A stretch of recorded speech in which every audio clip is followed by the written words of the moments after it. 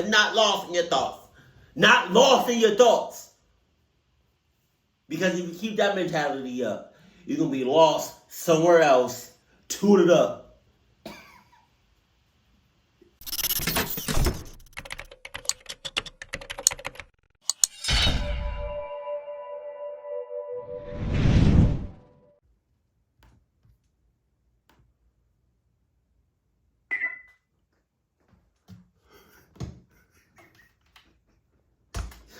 Why did I jump?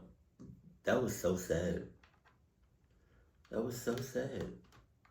That's crazy. I jumped like crazy. So my wife is here. And she not asleep. You know what that means? Stop! No! Let's go. Got your snacks? Of course. Adidas? Of course. No sound? The Bluetooth device is connected successfully. Okay. Here I thought.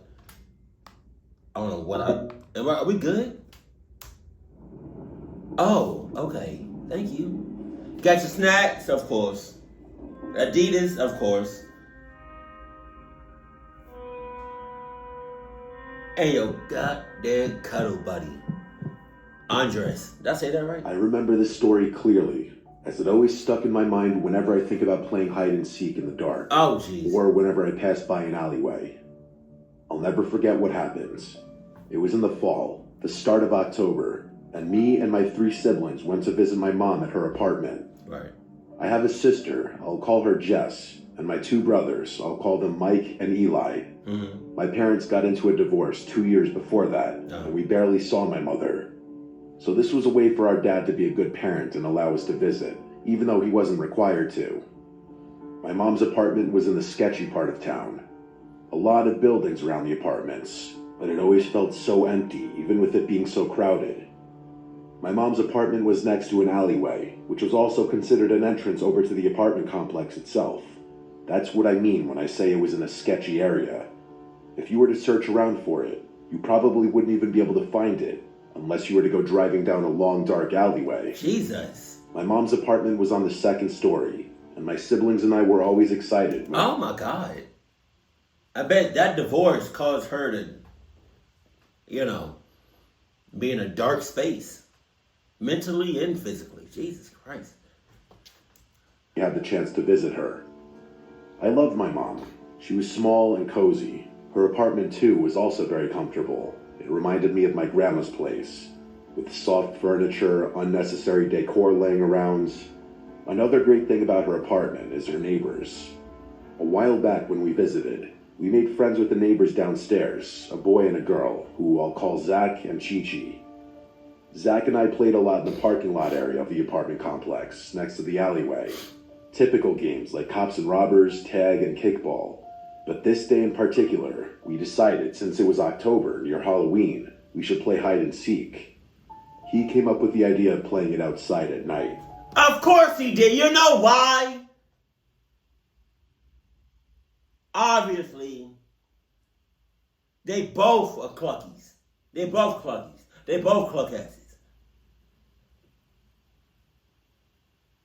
Y'all can't just play regular hide and seek in the apartment. Y'all gotta go outside when it's already 100% sketchy and dark. All right. Siblings, of course, wanted to join. We all decided that at 9 o'clock, we'd all leave our rooms and go play. Oh, Jesus. Since it was October, night came by pretty fast, and so did the dark, which resulted in pretty spooky lighting that we wanted to have. It was me, Zach, Chi-Chi, my sister, and my 2 brothers all playing. That's a lot of So bodies. once it hit 9 o'clock, we all did exactly as planned and left our rooms and joined each other outside. Okay, but look, and can we set some boundaries though? Can we set some rules? Hey, don't go past this stop sign. If you go past the stop sign, you've gone too far and I can't go after you. Don't go past this corner store. Don't go past this gas station. Don't go past this stop sign. Don't go past that crosswalk. Don't go past that street light right there. It's already sketchy as it isn't enough. What? It's already sketchy. It's dark. Right? We in the hood. And it's spooky season. And we're playing hide and go seek. I guarantee you, if you go past any of those marks that I just said, I'm tough. I'm not looking for you. I'm not. It was quite dark around the corners of the building, but the tall lampposts lit the parking lot with its orange rusty color. Whenever we play a game involving a tagger or seeker, we did that little game of bubblegum in a dish. So tonight we did just that, and we did it until Zach became the seeker. Everyone ran off into their little hiding spots, not too far off the complex boundaries, but not only limited to the parking lot itself. I remember I ran with my sister Jess, who I always stuck along with because she was the oldest. We ran over nearby the back of the apartment building, over by the large garbage tins. I'm nervous. The only way to go here was to enter the long alleyway and go further down until the end of the building was exposed. Damn. And that's what we did. We figured that they wouldn't go all the way over here, so it was the perfect spot. As Zach yelled, "Ready or not," the game began. At first, it was exciting, but the excitement quickly went away once we actually started to just wait. Is there a movie that's based off the game Hide and Seek, but like in a scary way, in a suspenseful way? Let me know if there's a movie about that, because if it's done right, that would be so crazy. That would be insane. And to find us. A lot of silence, except the noise of the night. I started to get impatient, and so did my sister, but she whispered to me that they eventually will come by and find us. But a couple minutes later, we started to get bored. I did, at least. I said, maybe we hid too well, and she laughed. She told me that maybe we should just go and forfeit since it's becoming a little late. We started to get through the garbage bags and aside the large garbage tins, and then we were dead middle of the alleyway. That's when my heart dropped. I faced the end of the alley and met a figure standing in the alley light. See what I'm saying? I knew it wasn't anyone I knew, since the person was extremely tall, as if someone put on extra inches in their shoes to look taller. And the light made it hard to see their face since it was directly from the top, and so their hair made a large shadow on it. But then I realized something. Their hair, it was an afro, and it was colorful, like a clown wig. Oh!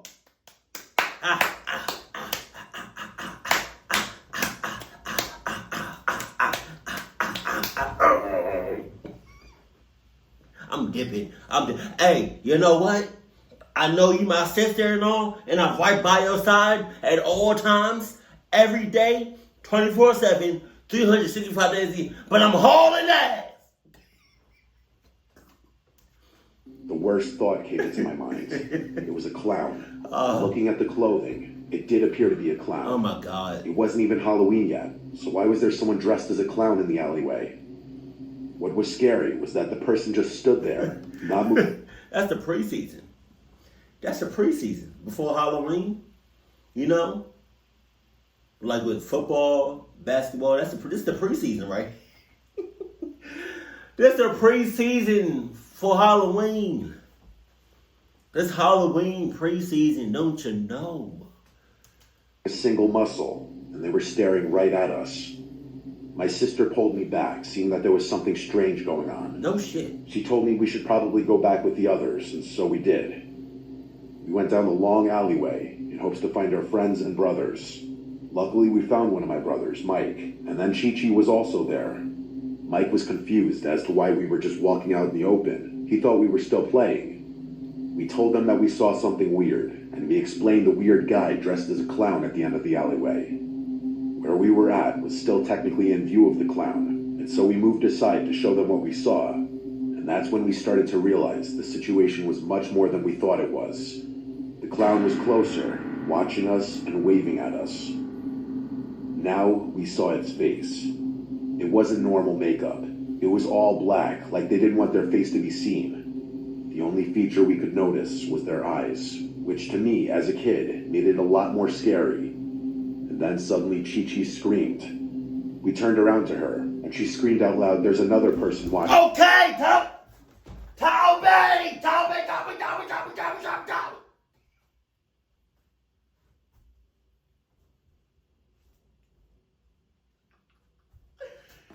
Toby, it's a gang of them mother cluckers. It's a gang of those mother cluckers. I've been waiting to spaz on you for a little minute now. I'm glad I did. I'm glad I got that off my chest. It's a gang of them mother cluckers. Watch. They'll come out one by one. I don't understand why I didn't start running yet. Cluck that. And she was right. It was another person, also a clown, but with green hair and longer legs. We knew at this moment we had to go. Chi-Chi and Mike ran away. Nah, that first moment you saw the clown, that's when y'all say y'all should have had to leave. Y'all should have hauled it the first time y'all saw the clown. No. Didn't hesitate to follow. Chi-Chi ran to her room, and we ran upstairs to ours. We then met up with Eli, who was already in the room talking to our mom. Our mom gave us the biggest hugs, and we were confused. Like, did she know what happened? Eli explained that he told our mom what happened to him. Turns out, Eli was hiding in the apartment complex's courtyard, and he heard footsteps, thinking it was Zach. He hid behind the bush and barely saw the person as they stepped in front. He thought Zach was about to catch him, but then he heard Zach's voice calling Eli. Eli turned and was found by Zach, saying, "I found you." That's when he turned back and looked up, and a clown was looking directly down at him. Damn. Eli ran away with Zach, and they both went... My soul coming out my body. If I was him and I looked up and I saw, bro, what? I'm passing out. The clown gonna have his way with me because I'm dying. I'm asleep at that point. Like, Jesus Christ. Apartment to tell his parents what happened. We explained what happened to us, and our mom was happy that we were all okay. I wished it ended there, but it didn't. Later that night, everyone was asleep, but I got thirsty. In the middle of the night, I went to get a bottle of water from the fridge, and I heard noise coming from outside the window. And looking back now as an adult, it was very stupid of me, but I went to the noise. It was weird. I remember questioning how was it possible for something to be knocking against the window, especially at the second floor. This part is what really scared the living shit out of me. When I lifted up the blinds, I came face to face with the clown. Jesus! The same exact clown my sister and I saw. He was on me again. I'm passing out, bro. See, there's a difference between you turning around and you see a clown a few yards away. But if you turn around and there's a clown less than a foot away from you,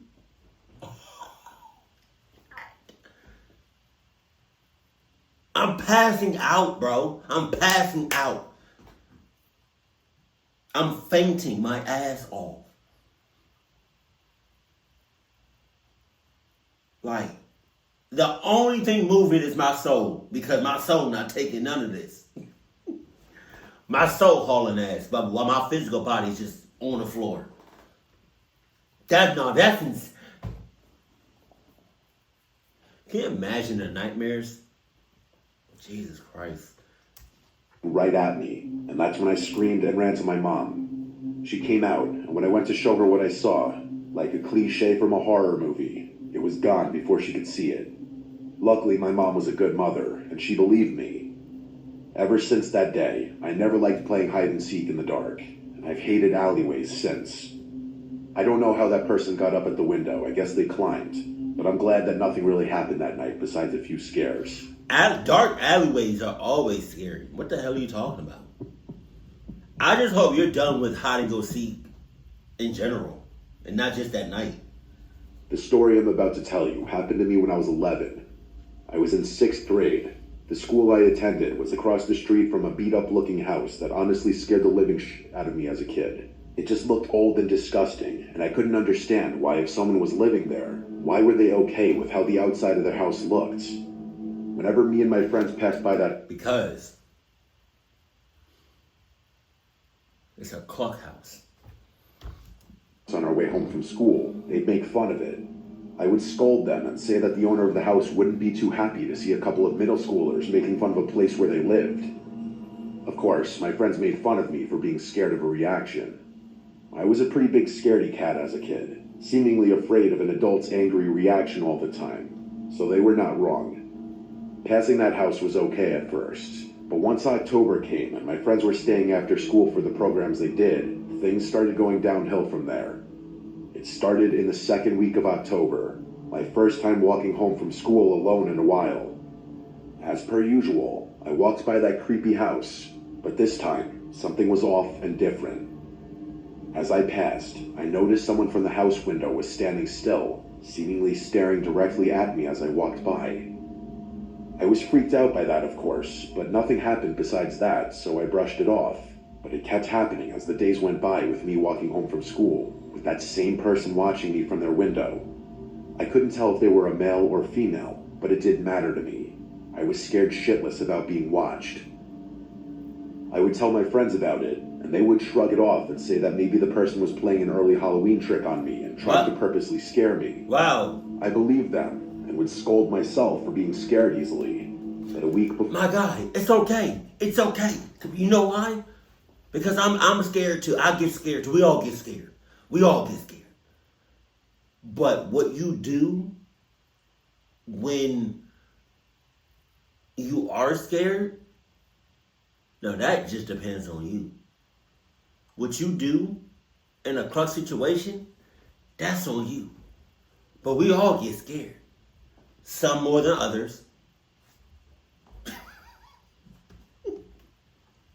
I'm just saying, like, come on. Halloween, as I'm doing my usual walking home alone from school motto, I noticed the tall silhouette of a figure standing on the porch of that house, watching me walk by.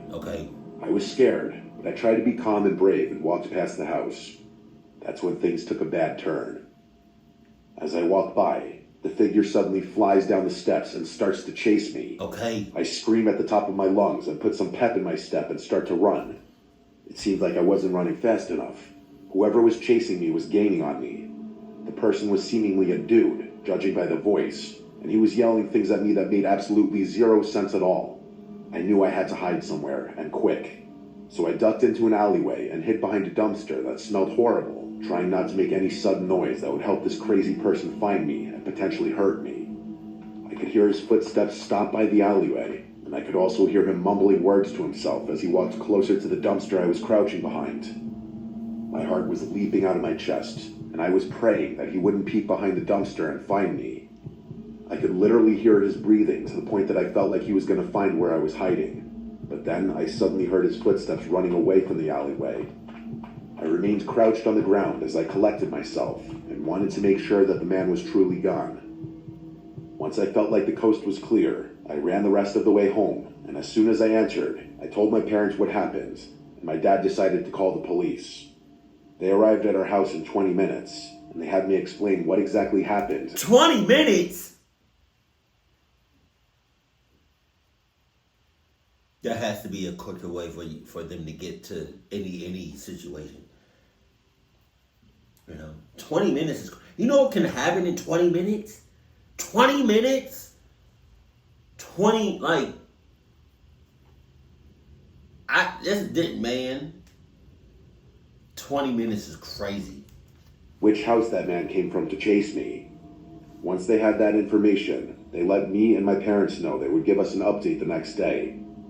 They stood by their words and came to find out nobody lived in that house. It had been vacant for years, which didn't make any sense. The police suggested that a homeless man or squatter most likely stayed in that house and for whatever reason decided he wanted to scare me.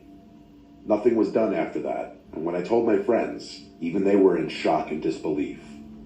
Thanks to that day, I still get scared whenever I pass a house that looks creepy or abandoned. Even with me being 22 now, that day is still fresh in my brain. Anytime I see an abandoned house or building, I still get creeped out. No matter what. I'ma always get creeped out. I come from a rural area in Poland. My country is still very much Christian, so Halloween isn't really widely celebrated. Many older people perceive it as satanic. Still, nowadays, many decorate their porches with stacked pumpkins. Some surprisingly made into jack-o'-lanterns, even in the countryside. At that time, I had a habit of taking my dog Susie for a walk each evening.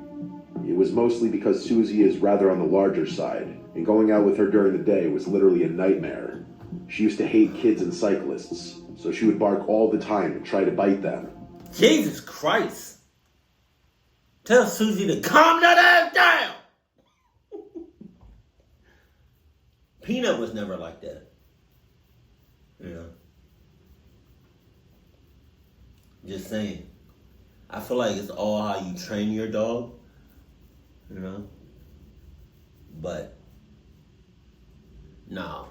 Snapping and going crazy after kids? No. Come on. Fall, it gets dark here pretty quickly, so 8 p.m. seems practically like the middle of the night. You can't see where you're going if there's no lanterns or street lights. So get in the house. That day it was dark already, and so I went out with my dog. There's a small road that I really like going on. See, okay, because that's where you lost me at. At 8 o'clock, it would look like midnight outside. Yeah, Susie. Yeah, we're going to have to do something about that. After 8 o'clock, or when 8 o'clock hits, I hope and pray to God you done doing your business. You know, because between 8 p.m. and whenever the sun rises, I don't want to see no shits in my house or no pee stains. All right? If I see it, that's your ass. I'm just saying. It's 8 o'clock and it looks like it's 1 a.m. outside. That's insane. I'm not about to go outside. You got it. You got it, Susie. Eats from the village supermarket that's quite close to my house to a church. It's not very long. It takes you maybe 10 minutes on foot. On one side of the road there's a forest, and on the other side, a large horse stud. Okay. It's pretty obvious that at night the path was practically empty. What's a horse stud? What is that? Let me look it up. Hold on.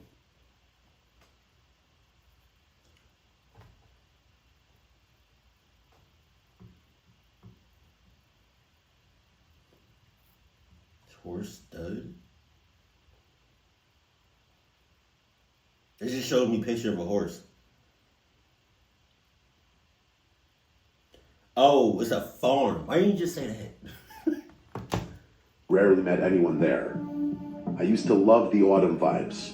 Cold breeze, crunching leaves under your feet, and the feeling of solitude were perfectly nostalgic. I was walking like that, lost in my thoughts. I was approaching the end of the road. Okay, because that's where you lost me. That's lost in your thoughts. That's where you lost me. Because on one side of you is the forest. On the other side of you is the farm. And you lost in your thoughts. You need to be paying attention when you're going. Because not lost in your thoughts. Not lost in your thoughts. Because if you keep that mentality up, you're going to be lost somewhere else, tooted up.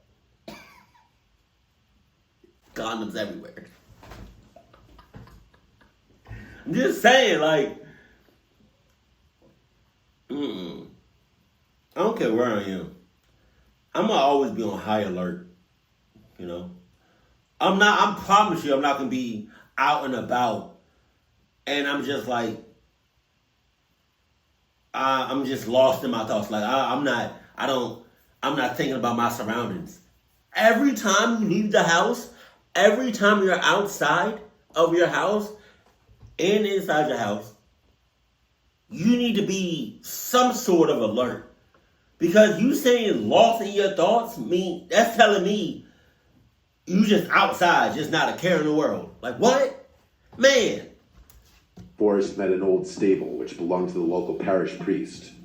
As far as I know, it fell out of use many years ago, before I was even born. Right.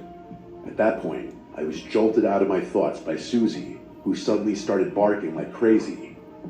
I looked around, trying to see if maybe a cyclist or another dog was approaching, but then I realized she was only focused on the stable and the trees. I should mention, it was very hard to see anything beyond the tree line, as the streetlights were very dim and old in that place. So keep it pushing. My dog was acting as if she had literally gone mad, barking, growling, pulling hard on the leash. It wasn't typical of her, even when a bike went right by. I looked into the trees, trying to see what caused her to... Why? What you doing? What are you doing? You... Stop! Just stop for a second.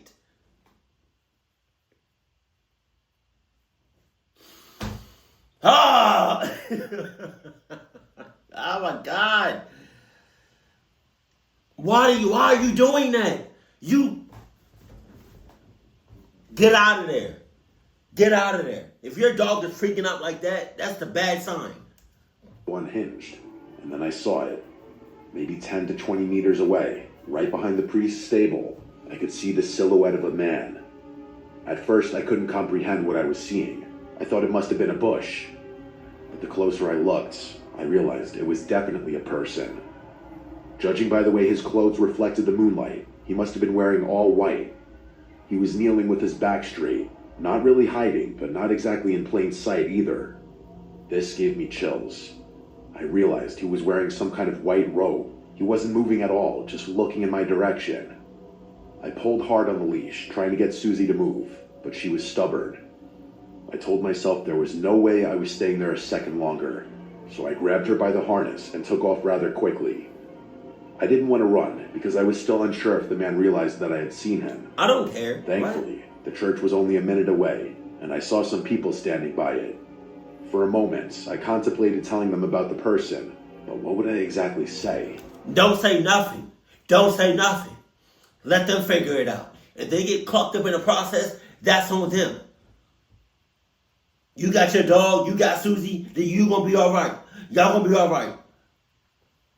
Let them figure it out the hard way. If they want to be curious, then that's on them.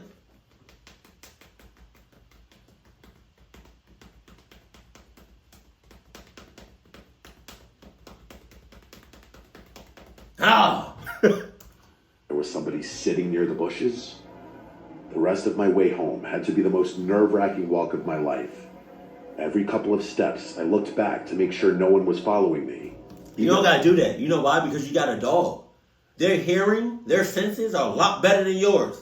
So you literally you should have just kept going.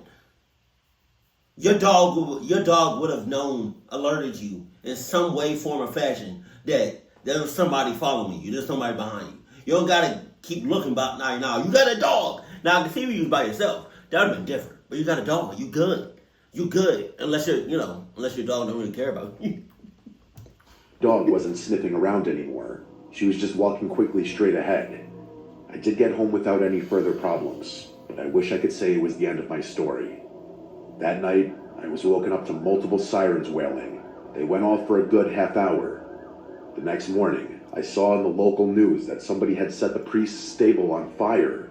People were saying that it was probably some drunk teenagers trying to play a prank and pull stupid tricks, but I knew damn well I hadn't seen giggling teenage boys the previous evening.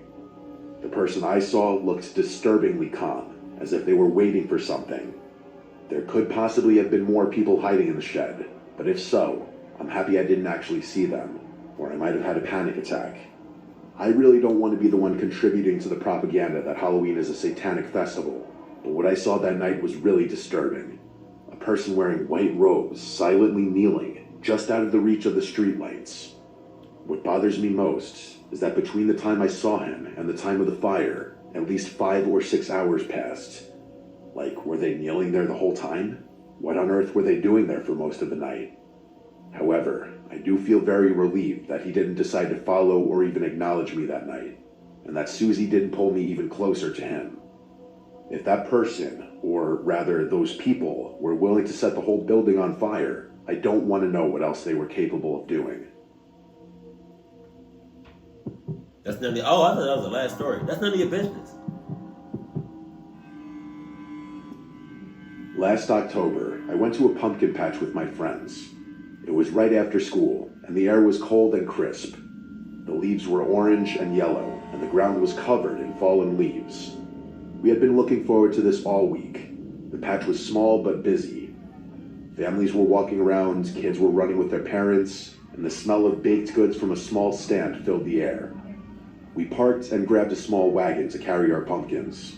There were rows of pumpkins everywhere, big and small. We walked down one row and found some nice pumpkins to pick. Everything felt normal at first. My friend Kevin dared me to pick the biggest pumpkin at the back of the patch, the one that was near a little wooded area. I laughed and agreed. The path to the pumpkin was narrow. The further we went, the fewer people we saw. The laughter and chatter from the main area faded behind us. I noticed the trees around us were thick, and the shadows were long in the late afternoon sunlight. The wind made the leaves rustle, and it sounded like whispers. I tried not to think about it. When we reached the pumpkins, I noticed something strange. Behind the pumpkins, near the trees, there was a figure. Okay. At first, I thought it was a scarecrow. It was standing very still with a hat on. Okay. Its arms were out like a cross. Okay. But then I realized it was too thin to be a scarecrow, and the hat moved slightly, like someone breathing under it. Okay. Do you guys see that? I whispered. Kevin turned and looked, but he shrugged. Probably just a decoration, he said. I wasn't sure. I had a bad feeling in my stomach. I picked up the pumpkin quickly, trying not to stare. The figure didn't move from beyond the tree. It just stayed there. We started walking back to the main area, but I kept glancing over my shoulder. Oh. The figure seemed closer. Oh! I couldn't tell if it was moving or if my eyes were playing tricks on me. Kevin noticed I was acting weird. Stop looking back, he said, laughing. I didn't want to. Something about it made my skin crawl. When we reached the edge of the pumpkin rows, I turned to get one last look. The figure was gone. Okay! I felt a small sense of relief, thinking maybe it was just a person walking behind the trees or someone's costume. We headed toward the stand to pay for our pumpkins. The path was slightly darker now. Okay. The sun was almost gone, and the shadows were thick. As we passed the wooded area again, I heard a crack. It sounded like a branch snapping. Kevin didn't hear it. I stopped and said, What are we stopping for? What are we stopping for? What are we stopping for? What are we stopping for? Huh? What are we stopping for? Make it make sense. You already nervous. You already scared. So why are we stopping?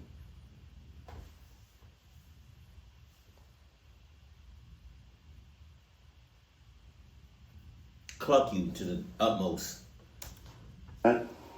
Kevin shook his head. I turned slowly, and my heart stopped. The figure was there again, about 10 feet behind us. God damn! No arms out this time. It was just standing. Kevin noticed I stopped moving and asked what's wrong.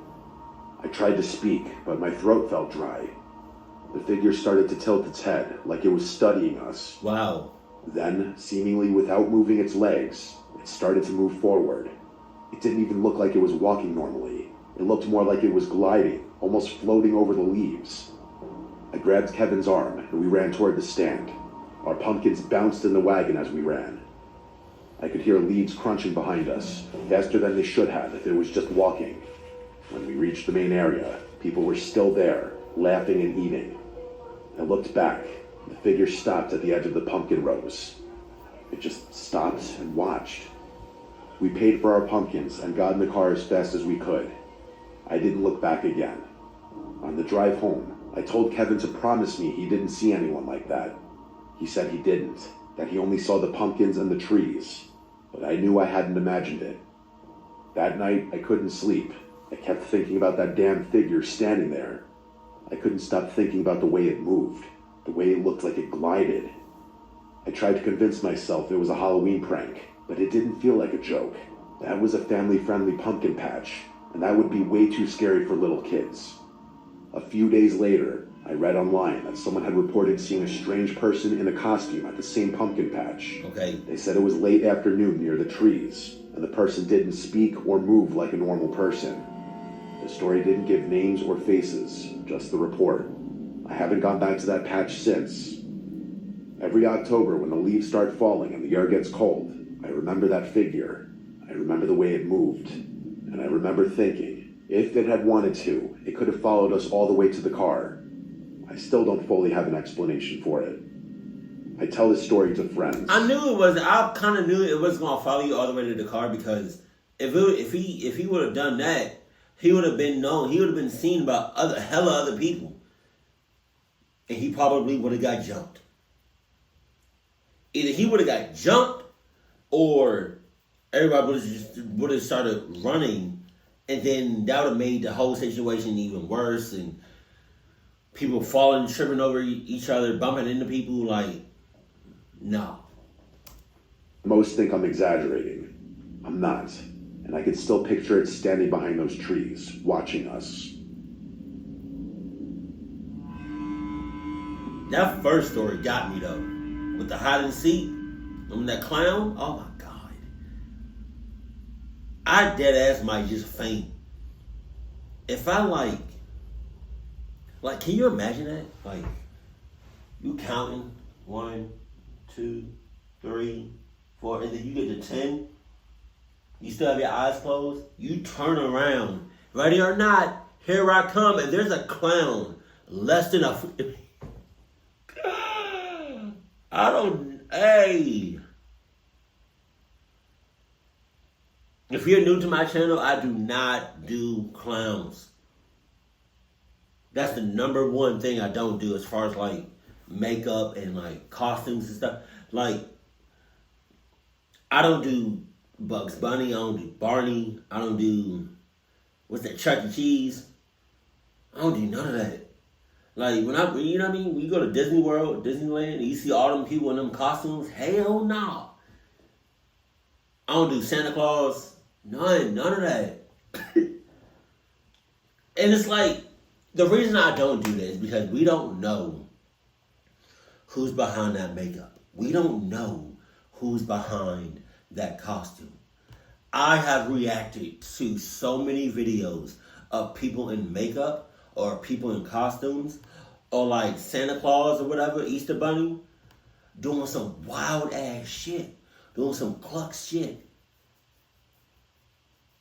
And I don't got time for it. I'm not here for McDonald. Ronald McDonald, yeah, I'm not, that's a clown. We good on all of that. We good. And as long as I'm good, that's all I gotta care. That's all I'm caring about. Keep it cool, keep it classy, and I love you. Stay happy. My family.